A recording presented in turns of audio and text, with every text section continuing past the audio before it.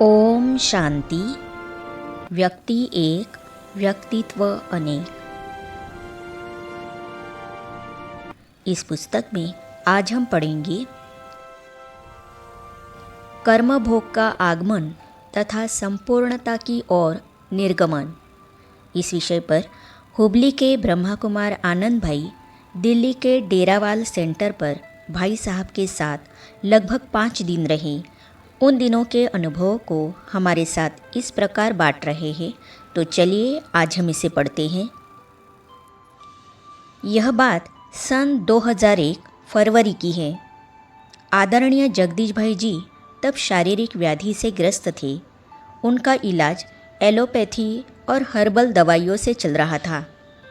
हुबली के बसवराज भाई जी भ्राता जगदीश जी को कुछ आयुर्वेदिक दवाई दिलाना चाहते थे, जिससे अनेकों के कैंसर की बीमारी ठीक हुई थी। भ्राता जगदीश जी से 2-3 माह से फ़ोन और ईमेल द्वारा इसके बारे में बातचीत चल रही थी। अंत में वह आयुर्वेदिक दवाई दिल्ली भेजने के लिए भ्राता जगदीश जी ने ईमेल द्वारा सूचना दी। उस अनुसार बसवराज भाई जी दवाई लेकर खुद दिल्ली पहुंचने वाले थे, लेकिन आबू से आदरणीय दादी जी का बुलावा आया, अतः उनको आबू जाना पड़ा। तब भाई जी ने मुझे दिल्ली जाने के लिए कहा। इस तरह मुझे भ्राता जगदीश जी से निकट से मिलने का सुनहरा मौका मिला। ऐसे तो भ्राता जगदीश जी से इससे पहले 2-3 बार मिल चुका था, लेकिन वह मिलन केवल दृष्टि और टोली तक सीमित था। जब मैं दिल्ली पहुंचा तो भ्राता जी ने स्टेशन पर गाड़ी भेजी। हम डेरावाल नगर सेवा केंद्र पर पहुँचे। 2 घंटे के बाद भ्राता जी से बुलावा आया। मैं तो इतनी महान हस्ती से पहली बार मिल रहा था, तो दिल धड़कने लगा। भ्राता जी के कमरे में गया तो वे नहीं दिखाई दे रहे थे। मुझे अजीब सा लगा, क्या करना है समझ में नहीं आया। वहाँ सोफ़ा था, उस पर बैठ गया। शिव बाबा को याद करने लगा। मेरे कंधों पर हाथ रखकर प्यार से पूछने लगे। थोड़े समय के बाद भ्राता जगदीश जी आए। मैं झट उठ खड़ा हो गया।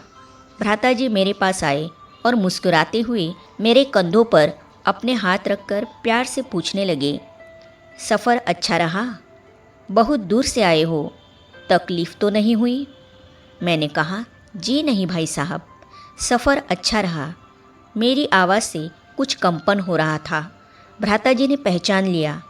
वे अपने बिस्तर पर आधे लेटे और आधे बैठे पोजीशन में रहे। मुझसे कहा कि कुर्सी लेकर सामने बैठो। मैं जाकर बैठ गया। फिर भाई साहब मेरे संकोच को मिटाने के लिए प्यार से दृष्टि देने लगे। मुस्कुराते हुए उन्होंने मेरा नाम पूछा। मैंने बताया कि मेरा नाम आनंद है। भ्राता जी ने कहा कि आनंद नाम तो गुजरात में ज़्यादा है, क्या आपके यहाँ भी ज़्यादा है? मैंने कहा, जी भाई साहब। फिर भ्राता जी ने कहा कि दक्षिण भारत के लोगों में एक बहुत अच्छा संस्कार मैंने देखा है कि अगर किसी को जाने अनजाने में पाँव लग जाता है तो उसे नमस्कार करेंगे या गलती के लिए सॉरी कहेंगे। यह मैंने कई बार देखा है। इस तरह बातें करते करते भ्राता जी ने मेरे संकोच को मिटा दिया। फिर दवाई कैसे लेनी है, परहेज़ क्या क्या है, इसके बारे में उन्होंने डिटेल में सुना और उनके साथ सेवा में रहने वाले योगेश भाई को भी सुनने के लिए बुलाया। घंटे भर में यह सब बातचीत खत्म हो गई। मेरी टिकट कैंसिल कराकर 5 दिन रुकवाया। मैं तो सिर्फ दवाई देकर अगले दिन निकलने के लिए रिटर्न टिकट लेकर ही पहुंचा था। भ्राता जी ने मुझे नाश्ता करने के लिए भेज दिया। 1 घंटे के बाद उन्होंने बुलाया तो भोजन के समय तक मुझे अपने पास ही बिठा लिया और कहा कि आनंद भाई, आपको 4-5 दिन रुकना होगा। मैंने कहा, भाई साहब, कल का मेरा रिटर्न रिजर्वेशन है। भ्राता जी ने मुझसे टिकट ली और प्यार से कहा, इतनी दूर से आए हो, आपसे कुछ बातें करने का मन कर रहा है, इसीलिए 4-5 दिन रुको। मैं बसवराज भाई को फ़ोन करके बताऊंगा। मैं तो आश्चर्यचकित हो गया।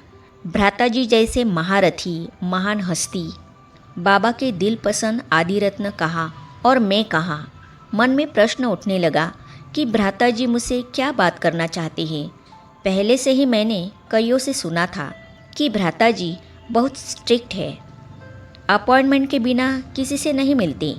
उनके दिए गए समय पर नहीं पहुँचेंगे तो मिलेंगे नहीं।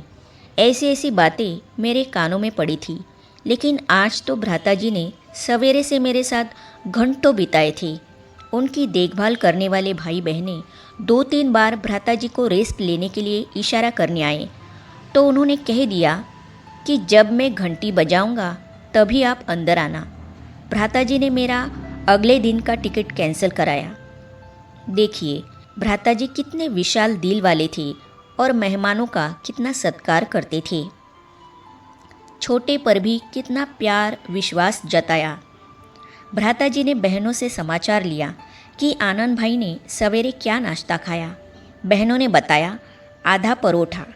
भ्राताजी ने उनको निर्देश दिया, देखो वे दक्षिण भारत से आए हैं, वहाँ भोजन में चावल का ज़्यादा उपयोग करते हैं, इसलिए तुरंत बाज़ार से 5 किलो बासमती चावल मंगवा लेना। जब तक मैं वहाँ रहा तब तक चावल के विभिन्न प्रकार के व्यंजन बनाकर खिलाने के लिए भ्राताजी ने बता दिया। मुझे बाद में यह समाचार भोजन खिलाने वाली बहन ने बताया। मैंने तो आश्चर्य खाया। मैं कितना छोटा हूँ फिर भी मेरे ऊपर कितना प्यार विश्वास जताया, यह याद कर अब भी आंखें भर आती है। मैं वहाँ 5 दिन भ्राताजी के पास ही रहा। 4 दिन तो नाश्ता भोजन और 1 घंटा रेस्ट का समय छोड़कर भाई साहब सारे दिन मुझे अपने पास बिठाकर ज्ञान की अनोखी अति गुह्य रमणीक यज्ञ इतिहास की बातें और अपने जीवन की अनेक घटनाओं के बारे में सुनाते रहे। मैं कितना भाग्यशाली हूँ कि भगवान ने जिन्हें व्यास संजय जैसी उपाधि दी है, ऐसी श्रेष्ठ आत्मा से अखूट अलौकिक ज्ञान का खजाना मुझे मिला। वह सब मैं यहाँ वर्णन नहीं कर पाऊँगा, लेकिन 1-2 बातें ज़रूर आपके सामने रखना चाहूँगा।